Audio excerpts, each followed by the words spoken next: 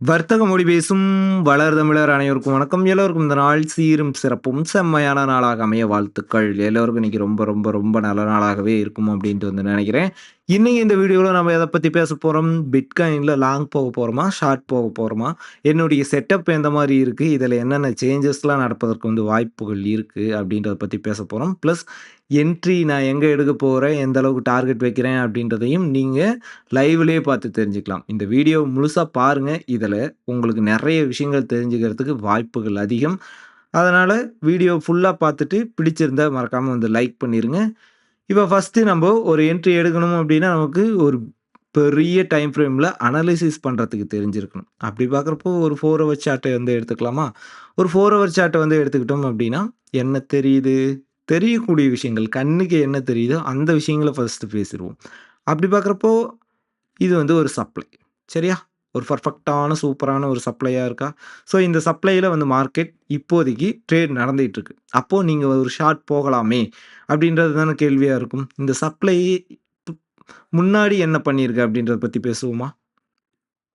ஹையில இருந்து லோ வர பார்க்குறப்போ ஏறக்குறைய $10,000 மேல விழுந்திருக்கு. சரியா? இது நமக்கு தெளிவா தெரிஞ்சிருச்சு. அடுத்து பிக்சர இன்னும் சின்னதா சேஞ்ச் பண்றோம். ஸோ, அப்படி சின்னதா சேஞ்ச் பண்ணும்போது, இங்க ஸ்டோரி அப்படின்றது டிஃப்ரெண்ட்டா மாறும். என்னவா மாறுது அப்படின்றத பாருங்களேன். முதல் முறையாக திரும்பவும் அதே சப்ளையை போய் மீட் பண்றாங்க. அப்ப என்ன நடக்குது? ஒரு $2,000 கீழ விழுந்திருக்கு. சரிங்களா? அடுத்து 2வது முறை அந்த சப்ளைய மீட் பண்றாங்க. அங்க என்ன நடக்குது? ஒரு $1000 கீழ விழுகுது. சரிங்களா? ஸோ, திரும்பவும் அந்த சப்ளையிலேயே தான் இப்போதைக்கு ட்ரேட் வந்து நடந்துட்டுருக்கு. ஸோ, இந்த மாதிரி ட்ரேட் நடந்துட்டுருக்கு அப்டின்னா, இந்த சப்ளையோடைய ஸ்ட்ரெங்த் அப்டின்றது வீக்கா மாறிட்டுருக்கு அப்டின்றது தான் அர்த்தம். இந்த சப்ளை எப்ப வேணும்னா வந்து பிரேக் அவுட் பண்ணிர்லாம் அப்டின்றது தான் அர்த்தம். பிட்காயின் மேல பெரிய பெரிய டார்கெட்ட ஆல் டைம் ஹைய நோக்கி வந்து போக போகுது அப்டின்றது தெளிவா தெரியுது. சரிங்களா?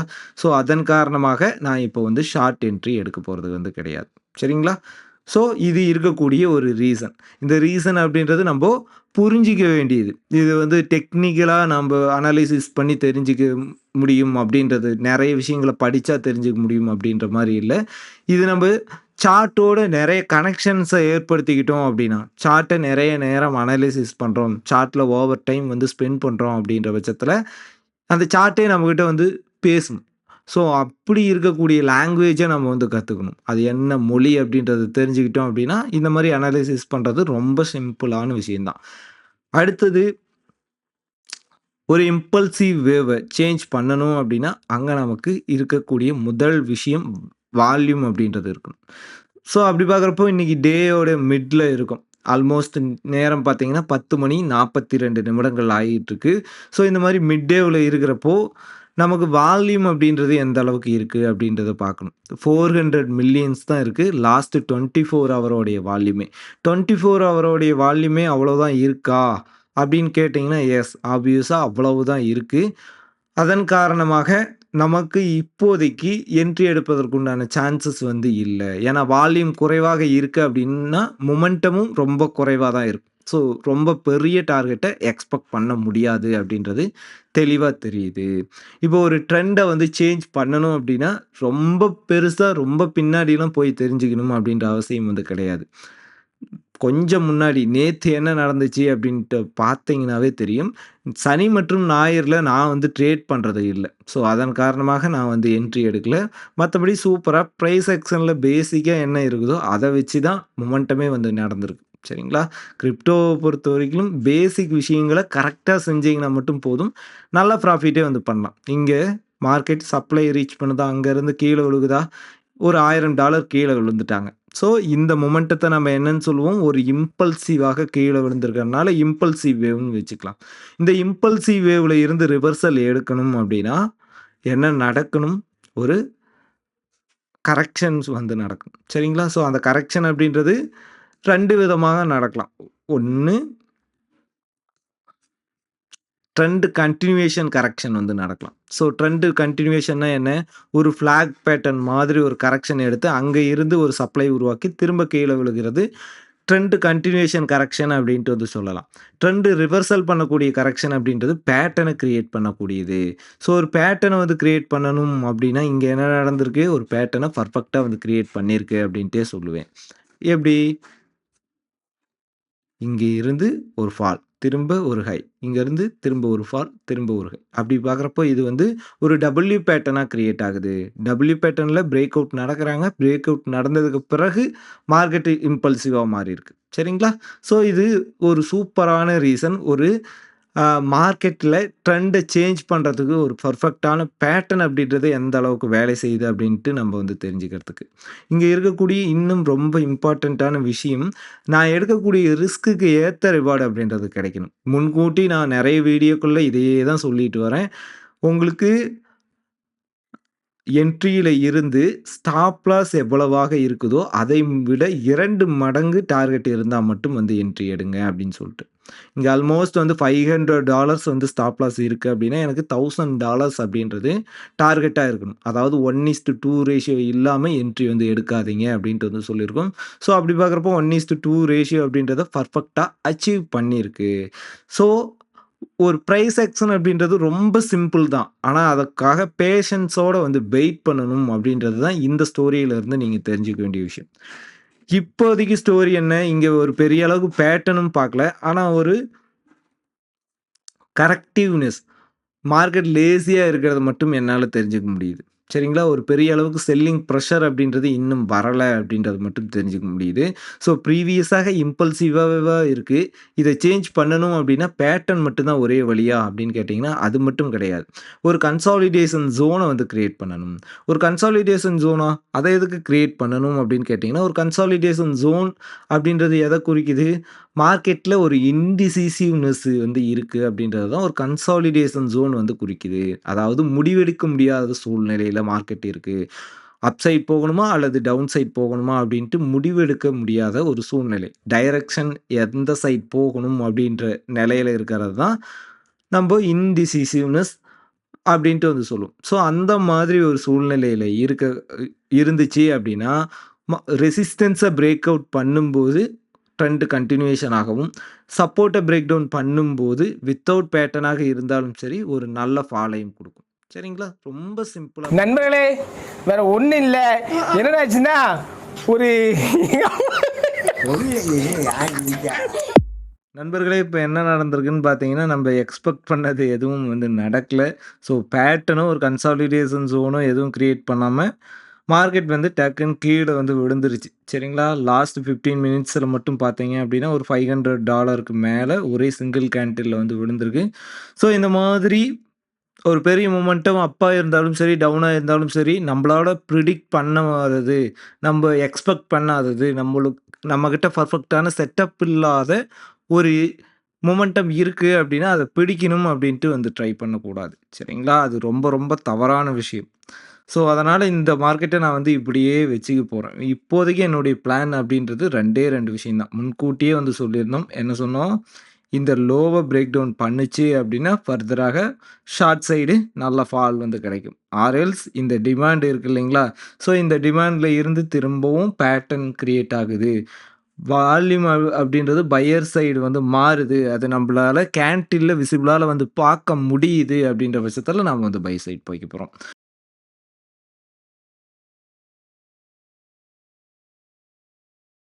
நேரம் சரியாக 3 மணி 9 நிமிடங்கள் ஆகுது. சரிங்களா? ஸோ இப்போதைக்கு நம்மளுக்கு என்ன பிளான்? டிமாண்ட் ஜோன்ல இருக்கிறதுனால இங்கேருந்து பேட்டர்ன்ஸோ அல்லது ஜோனோ கிரியேட் ஆகி பிரேக் அவுட் நடக்குது அப்படின்னா, நம்ம ஃபர்தராக அப் சைட்ல போகலாம். அதாவது ஒரு லாங் பொசிஷன் என்ட்ரி எடுக்கலாம் அப்படின்றது தான் இப்போதைக்கு உண்டான பிளானு. ஸோ அந்த பிளானுக்கு உண்டான விதமாக இப்போதைக்கு வந்து பார்த்தீங்க அப்படின்னா, ஒரு டபுள் பேட்டர்ன் வந்து ஃபார்ம் ஆயிட்டுருக்கு. சரிங்களா? இங்கேருந்து ஒரு டிப்பு, திரும்பவும் இங்க ஒரு டிப்பு வந்து குடுத்துட்டுருக்காங்க. ஸோ, இந்த லெவல் அப்படின்றது நமக்கு நெக்லைனாக இருக்கு.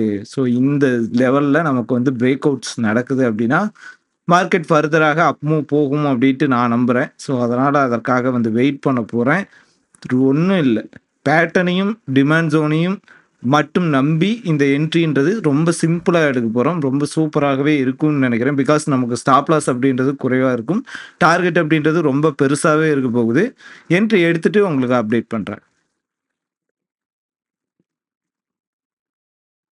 மக்களே நேரம் சரியாக பார்த்தீங்க அப்படின்னா 4:33 ஆகுது. இப்ப நம்ம வந்து எதிர்பார்த்த மாதிரியே ஒரு பை என்ட்ரி தான் வந்து எடுத்திருக்கோம். சரிங்களா? அதற்கு என்ன காரணம் அப்படின்ட்டு முன்கூட்டியே வந்து சொல்லியாச்சு. ஸோ இந்த என்ட்ரி இனிமேட்டுக்கு எவ்வளோ ப்ராஃபிட் வந்து போகுது அப்படின்றத பத்தி மட்டும் தான் பார்க்க போறோம். சரிங்களா? ஸ்டாப் லாஸ் அப்படின்றது ரொம்பவே குறைவு. $400 மட்டும் தான் ஸ்டாப் லாஸ் வச்சிருக்கேன். ஸோ நம்மளுடைய வீடியோவ ரெகுலரா பார்க்குறவங்களுக்கு நல்லாவே தெரிஞ்சிருக்கும். என்னுடைய டார்கெட் என்னவாக இருக்க போகுது அப்படின்னு சொல்லி. ஏன்னா இந்த எடிட்டர் மாரி கொள்ளிக்கண்ணு இருக்கிறவங்கலாம் நம்மளோட டார்கெட்ட பார்த்தாங்கன்னா, அது வந்து பலிக்காம போயிருது. ஸோ அதனால என்னுடைய டார்கெட்ட நான் இப்போதைக்கு ரிவீல் பண்ண மாட்டேன். ஓம் ஐம் ரீம் க்ளீம். ஓம் ஐம் ரீம் க்ளீம். ஓம் ஐம் ரீம் க்ளீம். ஓம் ஐம் ரீம். மக்களே இப்போ பார்த்தீங்க அப்படின்னா, நம்மளுடைய டார்கெட்ட நோக்கி மார்க்கெட் முன்னேறிட்டே இருக்கு. இப்போதைக்கு $10 ப்ராஃபிட்ல வந்து இருக்கும். என்னுடைய ஸ்டாப் லாஸ நான் வந்து ட்ரைலிங்காக எவ்வளோ மாத்திருக்கேன் அப்படின்னு பார்த்தீங்கன்னா, 1,07,340. ஸோ இது நம்மளுடைய என்ட்ரியிலிருந்து அரவுண்ட் $260 மட்டும் தான் ஸ்டாப் லாஸா வந்து வருது.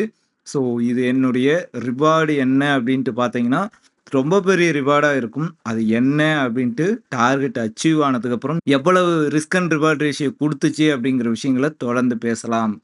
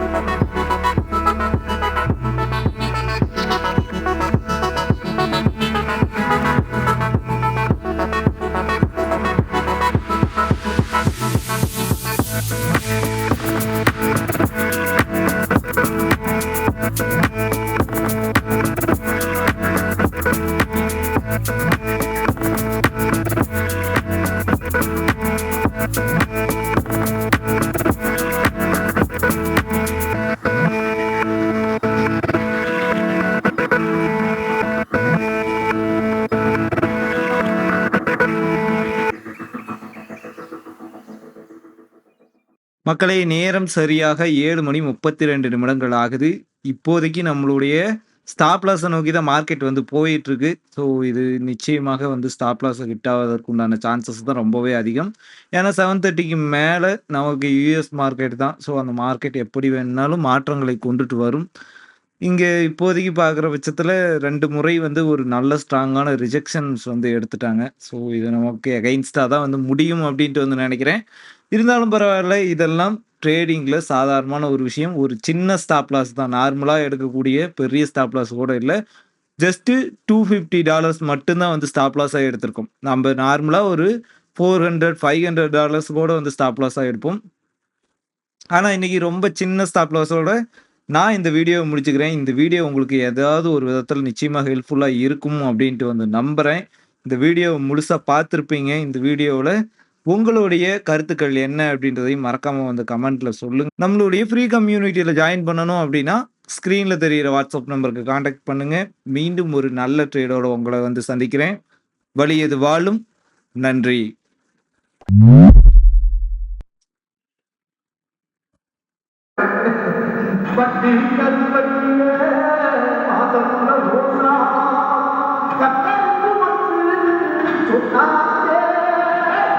அதான் முடிச்சிருச்சுல மூடிட்டு வேலையை பாடுறா